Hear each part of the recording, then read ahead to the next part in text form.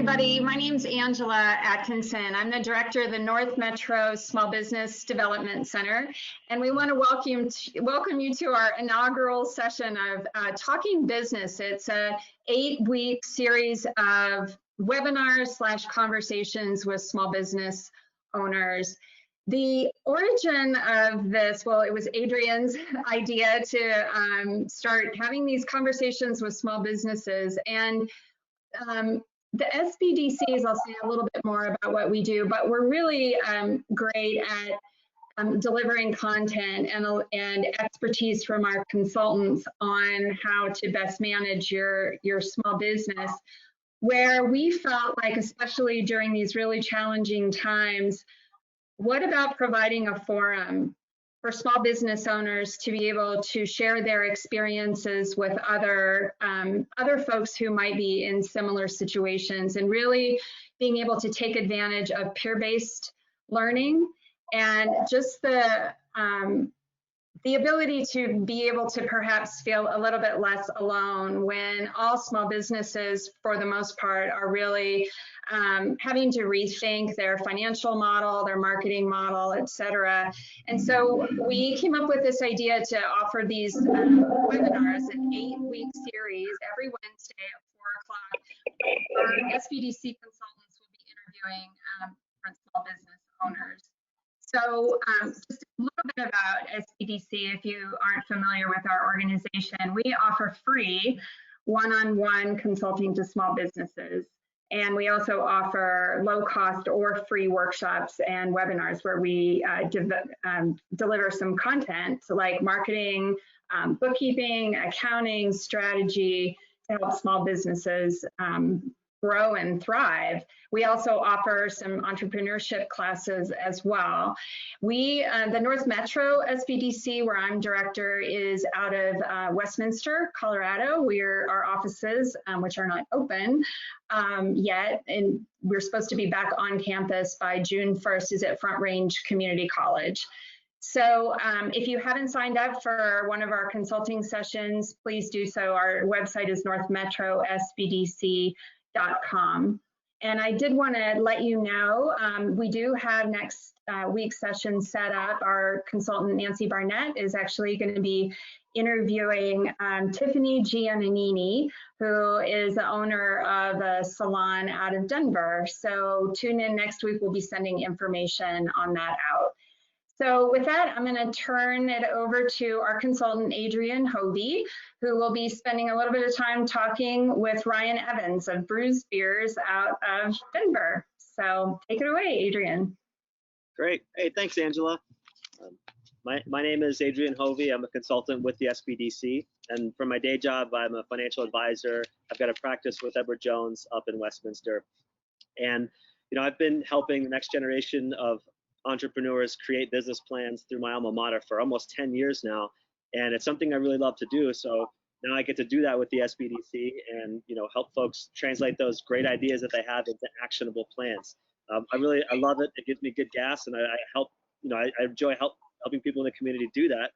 And I'm here today with this opportunity to, like Angela said, do a little bit of that peer-based outreach. The opportunity we have at SBDC is to talk with local small business owners and let them connect directly with you guys.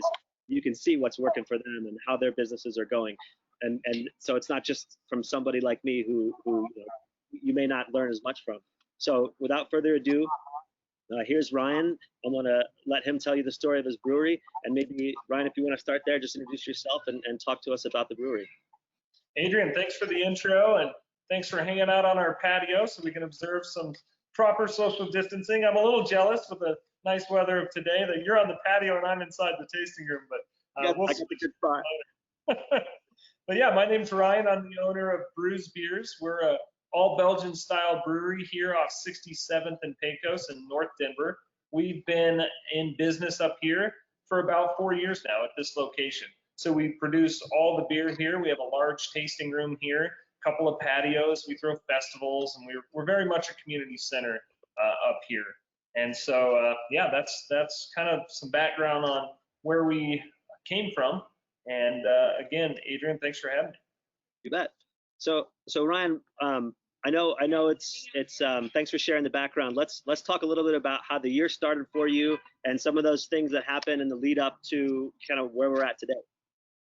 Sure. We have realized double-digit growth since we started this company. So about 4 years now, we've had double-digit growth. We continued to grow into this location, eventually upgrading our brew system from a 4-barrel to a 15, so we could continue to serve beer and continue to expand. And then at the very end of last year, right at Christmas, we opened up or finished building out a second tasting room, and that's in Denver at Colfax in New York. So the year started off great. We were getting our legs under us as far as the second location, second tasting room here in town, and numbers were doing great. And then a virus hit, and so pretty bad timing on that for sure. I mean, I can't imagine. So you know, things were going well, and you had that opportunity to set up the second tasting room, and then wham, boom, there goes COVID. So you know, what happened? You know, what did that do immediately? And you know, tell us how it affected business right out of the gate. Yeah, sure. You know, I mean, we certainly didn't have in our business plan to open a second tasting room and then make sure we don't allow anyone inside of it. So we had to shake things up a little bit, right? So both locations obviously were closed down to traffic inside, which is what our model is. Our model is based upon having people in the tasting room. We have a small distribution footprint out there, but our primary revenue is beer over the bar. And so we quickly shut Colfax down, brought that staff up here, and kind of reconvened on where we should go next.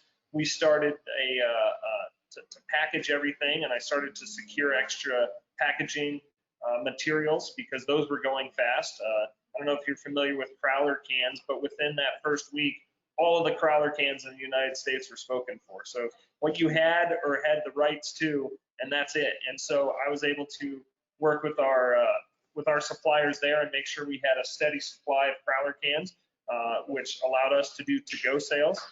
We reduced our hours from, you know, we were noon to 10 every day up here and 11 to 11 down at Colfax. We reduced those hours to 3 p.m. to 7 p.m. daily, and to-go orders only. I also secured us some bottles and some caps, and we started bottling different beers that we hadn't planned on bottling. And I secured us some labels that we could write on. And so, you know, my first week was really pivoting on, okay, we've got to hit the to-go sales hard. We've got to reduce hours, cut all costs we can. We started making calls to any and every vendor we had to try to cut costs and work some deals on some payments. One of the first calls I made was to both landlords. And I said, look, this is coming down the trail, and you know, that's going to be a hard one to cover. We need to have some open communication, see where this thing goes. So we started doing that, and the second call I made was to the bank with the same conversation and saying, look, we may need to renegotiate some debt or defer some payments depending on how bad this thing gets. So let's just keep that line open. And so that was, you know, the first 3 days were really supplies and protection and reduction of spending, and then pivoting and trying to figure out how we're going to take care of our employees. No, I love it. You know, that's really interesting that, you know, a lot of people probably didn't realize, you know, what has to happen on the back end for you to actually make that transition, right? To go from, hey, our tasting room is kind of the bread and butter, and now all of a sudden we have to do a lot of the canning and just spool up a supply chain that quickly. It's got to be difficult. We've heard a lot of people asking us, you know, how do those conversations go with your staff? You know, so if you don't mind sharing maybe some of those ways you've communicated these changes that have happened very quickly to the staff at large. Yeah, you know, it was very tough. It was heartbreaking. You know, we had grown this business for 4 years and done nothing but hire people. Haven't laid anyone off. And then we brought on an entire second team for the second location. They got their legs under them, and they were doing a fantastic job. And the numbers were starting to appear like we needed them to over there. So suddenly we had 2 great pools of employees. And next goal was to start to cross-train and blend some of the team. And this hit. So yeah, the conversations were not easy. We told them we're gonna pull back hard and pivot hard and protect the business and try to get it to where we can have them a job when we come out of this thing. And so the priority wasn't work this week. It was look, if we do this thing right, 1 or 2 months from now, we'll all still have remnants of a job that we can continue to push forward on. And so, you know, those conversations took place. It was very much a team mentality, and everyone, you know, nobody was surprised, but you never want to hear that you don't, you know, have an opportunity to work. We created some shifts to sell the to-go beers, and we spread those shifts across the entire team on anyone who wanted to work. So, you know, some of the team members went from a full-time job down to 1 or 2 days a week, but some people only had 1 day a week, and they were still picking up a 4-hour shift. So there was some shuffling there. But again, it's not enough. You know, it's not what they were used to. We cut 90% of our hours. No, I mean, that had to be really hard. I mean, that's a similar story that we've heard from a lot of folks. And, you know, we've talked about some of the things, you know, renegotiating with the landlord, right? Working out some of those issues, restructuring the supply a little bit, restructuring the business. What are some of those other things that, you know, that you were able to do either right away or kind of as time progressed with COVID that you know, had a net positive impact to the business today? Yeah, certainly. I think it's pushed us to really get back to the core. You know, beer is more than just beer. It's very much a people business, and we don't have those people in front of us right now. So how do we keep them entertained and keep our brand relevant with them while we're all on our couch at home, right? So every Wednesday night we had trivia night here. So I approached our trivia host and I said, hey, look, I know you're stuck at home. I'm gonna drop some beer off on your front porch and host this thing from your house if you can. And sure enough, he pulled it off. We had over 100 households attend the first night, which I was blown away by. And so we continue to do that. We always host a monthly class here called World of Belgian Beers, where you get to taste beers and go through the flavor and the history profile of each one. So obviously you can't be tasting here in the tasting room now, but what we did is our first session is coming up this Friday, and we put a shopping list on the website. You can take that to your local liquor store and pick up some of these styles. And then Friday night at 7 p.m., we're going to go live on our Facebook. It's free, and people will be able to experience our famous World of Belgian Beers class. So, you know, we're not here over the table together, but we're much like this. We're over video, and we're still talking to each other. We're still learning, and we're still experiencing the beers, and we're still forming that community. So, yeah, it's a very different world. It's going to be this way for a while. So we have no choice but to figure it out and make it work. And so those are just kind of 2 of the examples of ways we've continued to have that outreach and had a positive effect on us. I love it. That's great. I mean, that's kind of what it's all about. I mean, we're doing the same thing over at SBDC, is trying to, you know, find that bridge to the community and find ways to reach people. So, you know, we're all learning here together. And so, you know, you've shared some things that went well. You know, what are some things that maybe didn't go so well, or things that you know, you could suggest we don't do? Yeah, you know, I mean, you've got to, I think the biggest thing is to continue to push and continue to get creative and continue to find ways to push your brand out there, your product out there, and form those relationships. What I would not do is take your foot off the gas and lock the door and try to hide for the next 2 months. I think you're going to have a much bigger mountain to climb 2 months from now if you haven't kept your foot on the gas. So, you know, it's hard, but I would reach out, much like this forum, and talk to other business owners, talk to resources like the SBDC, talk to guys like you, Adrian, and start to strategize on what the next move is. This is not going to go away. It's not going to be over in a month. And this environment a year from now is much different than it was a year ago. And this is the new playing field. So we have to figure it out. So my advice is to not let up, not quit, not hide, but get creative and talk to your customers. They have great ideas. Reach out to them and say, what can we be doing for you during this downtime? And they may throw something out that hits it out of the park for you that you didn't think of. But don't be afraid. These guys follow you, and they believe in you, and they believe in your brand, and they believe in what you're doing. And I'll tell you, I'm a humble person, and I've asked plenty of our customers, what else can we be doing? And we've gotten ideas from them. So don't be shy and don't be afraid to reach out for help. Let's talk a little bit more about that. One thing that I've noticed for sure is that this because we've lost the ability to be face to face, or we've lost the ability to go and visit physically the places that we love, it's changing the way as business owners we have to interact with people. And it sounds like you guys are doing really well, kind of, operating in that new environment where you have to use digital means to outreach to people. So maybe, some folks have never had to do that. And what advice could you give people who really have never, had to go reach out digitally, and who've always relied on that ability to kind of, touch their customer, for lack of a better term? Sure. We were very much the same way. I've never done a Facebook Live in my life that I recall. I might have been on one of someone else's, but so I just logged in and figured it out. It's pretty simple. I talked to some friends who'd done it, and here we are running some Facebook Live sessions. I think it's just getting in there and figuring it out. A lot of this stuff is pretty simple. You just have to go online and Google it and ask some questions and figure out how to use that technology. But there's so much of it now. We're using GoToMeeting right now to host this session. There's Facebook Live. There's, even just a simple newsletter or email stream that you can open up with questions and answers is valuable at this time too. So, I wouldn't be afraid to try new platforms. It's easier than I thought it would be. No, it's funny you say that. It is kind of a golden time for this sort of thing, because there are so many tools and it is easy. And I've talked to a dozen or so people who are in the same situation, and it's all about just trying things, right? What works for one business might not work for another business, but don't be afraid to try. Light up that webinar, light up a phone call. I mean, this is our first in a series of community outreach. Right. And we'll hear from our audience and make sure that we're delivering a quality product. But no, I love it. I love that you're willing to experiment and try these new things.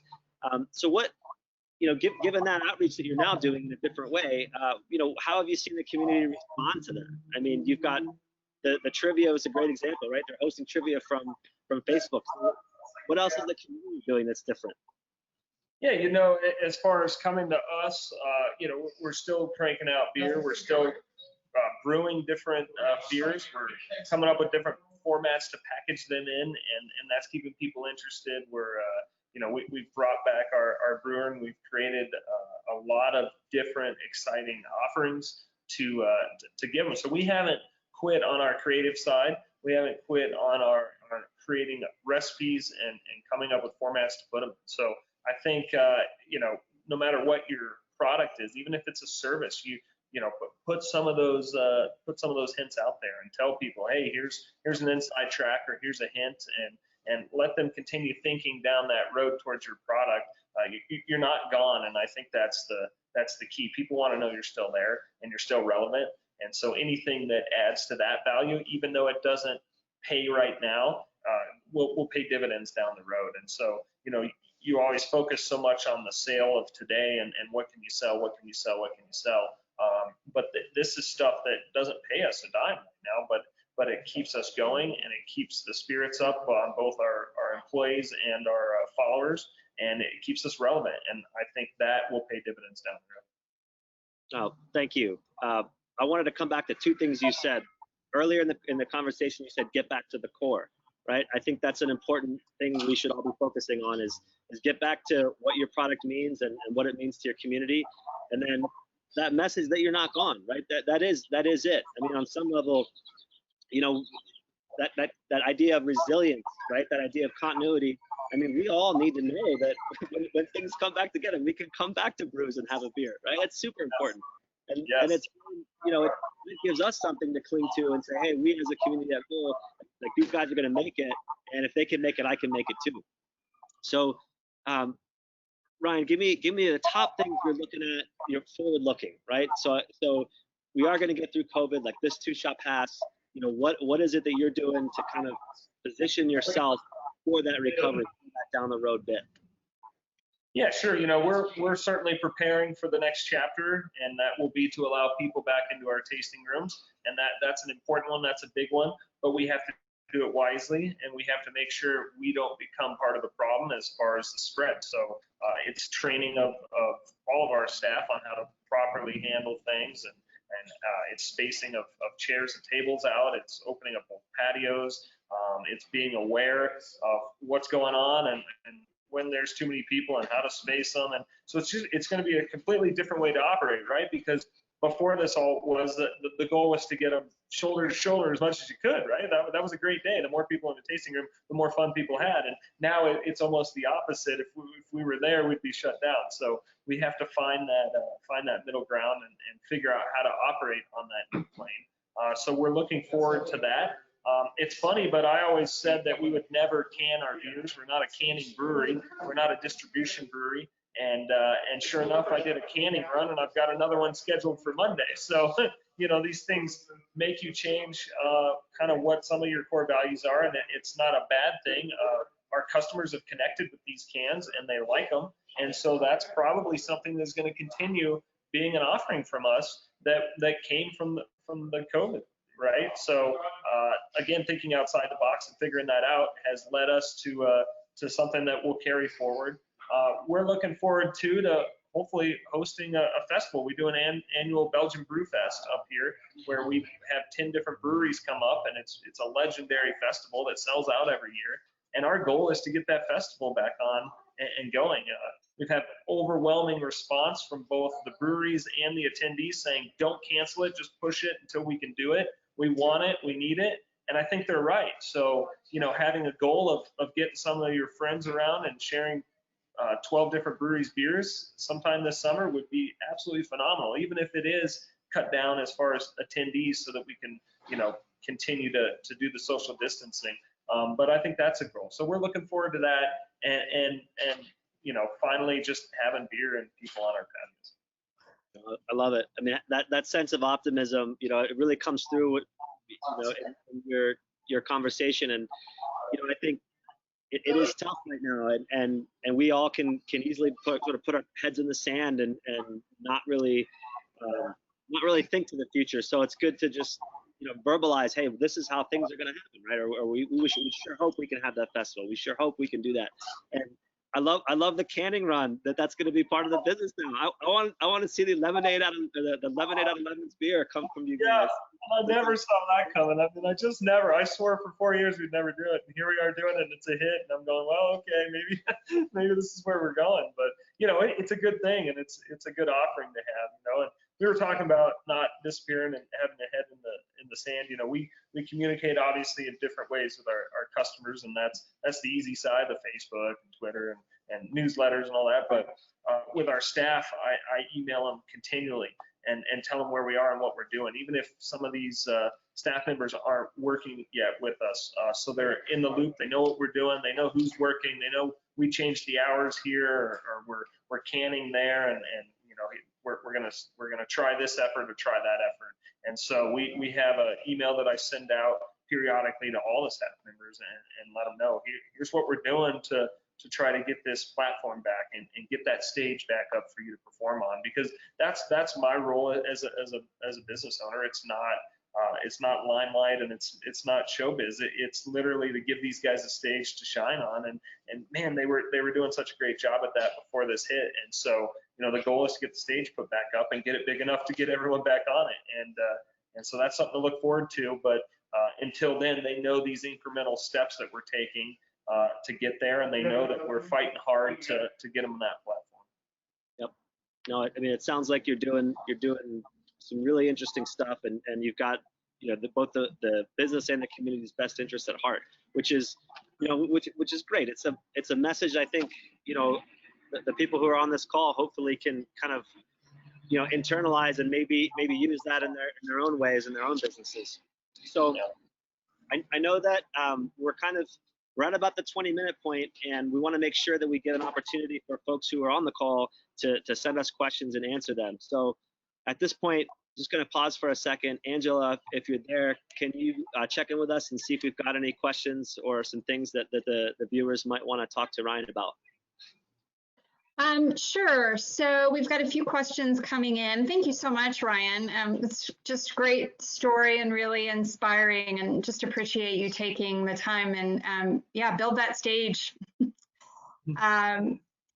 So here's a question. How willing was the landlord and the bank to work with you. Could you be a bit more specific? Did they reduce the payment or allow you to defer, push out payments, etc.? Well, that's a great question. I think that's one of the biggest hurdles all of us are facing right now, right? Is some of those fixed costs and rent being a big one. And now that we've got 2 landlords, you know, it's even bigger. Like I said, it was one of my first calls. My first call was to the landlords, and then it was to the bank as well. But the same conversations, and they have been willing to help there, but it's only in the form of deferment, and so everything can be deferred and spread over a 12-month period of next year, which helps get you out of the hole now and gets you a fighting chance to come out of this thing. But at the end, I think that's very much the conversation we're all going to have 9 to 12 months from now, is that second round of closures. And it's going to be that deferments that got pushed to next year. So already you're adding, you know, 15, 20, 25% more onto your fixed cost. And then your sales are down, say 15, 20, 25%. And so you add those two together, and sure enough, you come up into next year and you're 4 months in and you just can't get your head above water. And so how do we avoid that? I think that's very much the conversation.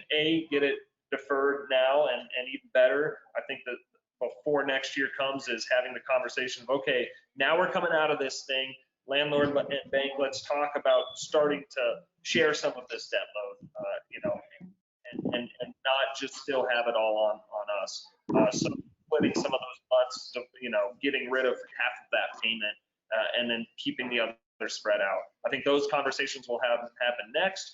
And then it'll be the ultimate one of next year. How do we prepare for that? Because, you know, it's a really sad reality, the fact that you're going to have a lot of these businesses fight tooth and nail and survive this period to die, you know, 9, 12 months later because of the debt load. So don't be blind to it.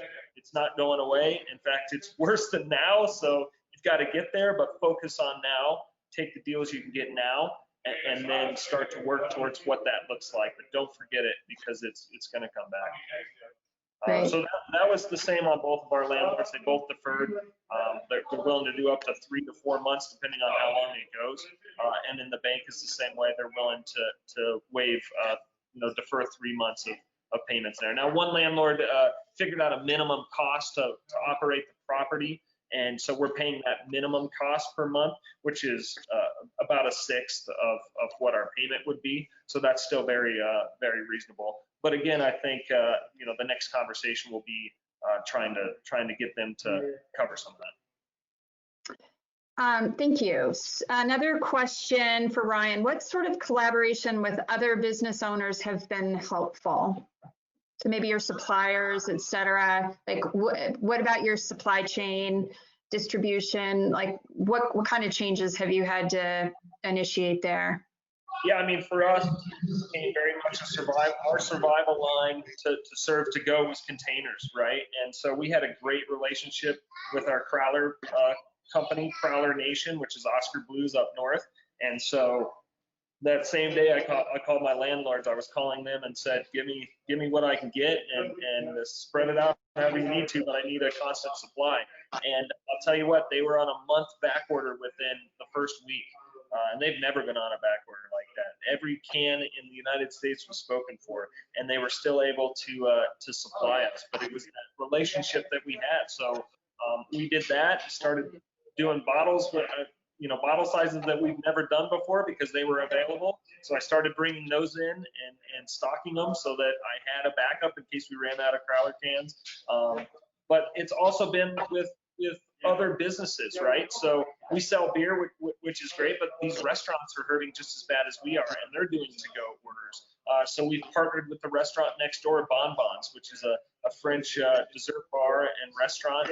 They've pivoted to a to-go format, and so we've put more of our beers down there and done some deals where you could get beer and food together and help both of the local neighborhood, you know, spots in one stop type of thing, and that's worked great. You know, we've changed up some labeling, and we'll continue to do that. We've got a collaboration beer from 2 other breweries that we brewed already this year, and so we'll be releasing those this week and next week. And so we'll help each other kind of market and spread the fact that we're all still alive and we're all still doing amazing things as far as beer. Don't forget it, and So I think that helps. But again, it's that creativity. It's that who can work with us. You know, we had a young guy that worked with us doing dishes, doing the beer glasses. He's a young kid, and he's gone on to work at Cutco, selling knives. And he reached out last night and said, Brian, what do you think about doing some type of collaboration? We can put the Bruz logo on the knives. And it's like, hey, these are fun, these are exciting. Let's go down the road with them a little bit more, and we're both helping each other push this thing forward. So what have you learned about yourself as a business owner, as a leader, as a manager? What has this, what kind of lessons are you learning and taking away from all this? Sure, you know, I kind of thrive with the challenge, and so for me, this has been it's been all in. You know, it's been all consuming, of course, but it's been all in. So we went from a staff of like 21 down to me essentially, and then we started to bring them back for the serving. But you know, for me, it was really the first 2 weeks were 110% on go, protect it, get creative, get everything in line. After that, then I was able to start to focus on a little more forward looking and what's the near future look like. And then now, of course, I'm able to start to look more towards later this year and how we're going to reopen and that sort of stuff. But, you know, I think it allowed me to dig deep and reconnect down to some of the stuff. You know, you get so busy in your daily business life, and to actually go back and clean some kegs and brew some beer and do some dishes was a good thing. I actually enjoy that part of it, believe it or not. So it was good to, you know, be able to get my hands on all aspects of the business again. Yeah, that's awesome. And I totally heard that keep your foot on the gas, and it's a balancing act to not, you know, using the gas metaphor to let the gas get too low, let the tank get too low, right? Because this is a long game, as you pointed out. In a year, you're still going to be looking at, you know, some different challenges. And I know from our experience with business owners weighing whether they wanted to take advantage of the PPP or idle loans, it's a challenging question. Do I take on debt now in order to get over this first hump? You know, or do I try to gut it out? And because I'm going to be facing that payback question on down the line. Yeah, and that's really tough. You know, we were able to secure a PPP, which was not easy, but we got through the process and got it funded. And you know, everyone's looking towards it as the answer all for a small business, but it's only a very small portion of it, right? And so if you use it correctly, you've got 8 weeks from the day after it's funded to the day that you need to show what you used. And if you used it correctly, then that can then be deferred, you know, given back, a grant essentially, so you won't have to pay that back. The tough part with us is those 8 weeks are the 8 weeks that we don't have the customers. We have an empty tasting room here, and so I need those 8 weeks of money 8 weeks after that, not 8 weeks starting now, right? And so, you know, I think a lot of the small businesses that didn't get the loan were crushed, and they were thinking, man, that was my lifeline, that was my only way. But again, it's not the only answer, and it maybe wasn't the correct answer for your business. So, you know, they've refunded it, or they've added funding, I should say, not refunded it. They've added funding to it. And of course, you should try and you should strategize on how to get it and how to spend that correctly. But again, that's an 8-week window, 75% of which needs to be spent on labor. 25% can go towards, you know, mortgages and leases. But it comes at a time that maybe it wasn't as beneficial as we all thought it would be, depending on how your business is running. In bars and restaurants, we're essentially shut down. We're running 10-12% of what we normally did. I can't bring 20 people back and keep them busy, and I can pay them and I can get them off unemployment and I can come up with some work to do, but how to strategize and really make that useful so that you have something to move forward with is certainly a challenge. So we have time, I think, for one more question, and Adrian, I'll let you wrap it up. What is your best advice on how to keep and take care of your employees? What would you say to other small business owners?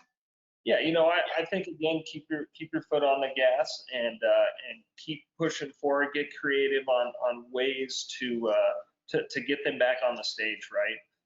Early on, we pulled together. My mom actually came in and cooked our entire staff meals, and we had it available for pickup at the brewery. So they had 3 or 4 meals that they could then take home and have a good home cooked meal. And it's not a paycheck, but it's something to kind of break the nuance of the stay. So I think it's that communication with your staff, whether they're working for you or not right now, being very open book about where things are going and where things are headed. We all want to be rosy and say it's going to be great, but if it's not, you've got to tell them that so it's not a surprise. And then just working hard to kind of find what that next chapter is going to be, which is hopefully right around the corner. Awesome. Well, thank you so much. And I just want to let folks know that our SBDC consultants are pretty well versed now in the PPP and EIDL loan application process. So if any of you need help with the application or reconciling financials for the forgivable aspect of the PPP, any SBDC around the state is available to help you with that. And we do have a workshop, a webinar a week from tomorrow just on that topic, which is how are you managing your books to make sure that you're tracking your expenses correctly so that you can maximize that forgivable portion of the PPP, and that is on our website. So I wanted to let people know about that. And then one quick request is, this is our first in a series of these webinars. So please, we'll be sending out just a brief little survey, but if you have ideas about ways, topics that you're interested in and ways that we can use this forum to support those of you who are looking for different creative ideas, like what Ryan has been working so diligently on, then let us know. So with that, I'll turn it back over to you, Adrian, to close out. And thank you, Ryan. Thanks for having me.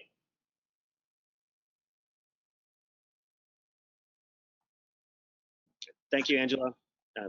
Really, the only thing I wanted to close out with here is, writing notes here and just kind of listening to, Ryan's story and the story of the brewery. Something that jumped out at me that I think is important to focus on, since the whole topic, right? The overarching reason why we're having this discussion is about resilience, and that's the power of relationships, right? Like whether that's with your suppliers, your customers, your business, the community, people, everybody, we all have relationships, and those relationships are what you can rely on in times like these to help get you through it, right?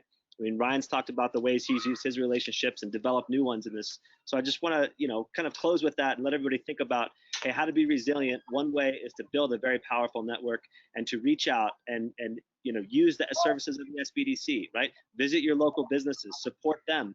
And then when they're, when we're all supporting each other, we can kind of, the rising tide lifts all boats, as they say.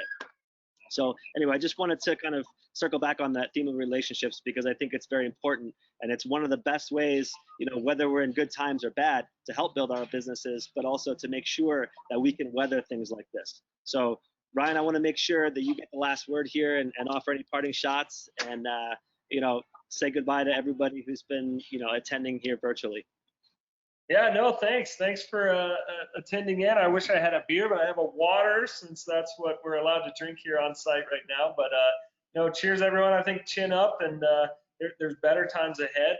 It's a rough ride. Nobody saw it coming, but we're going to get through it. We've got a lot of resources out there, this being one of them. So don't hesitate to reach out.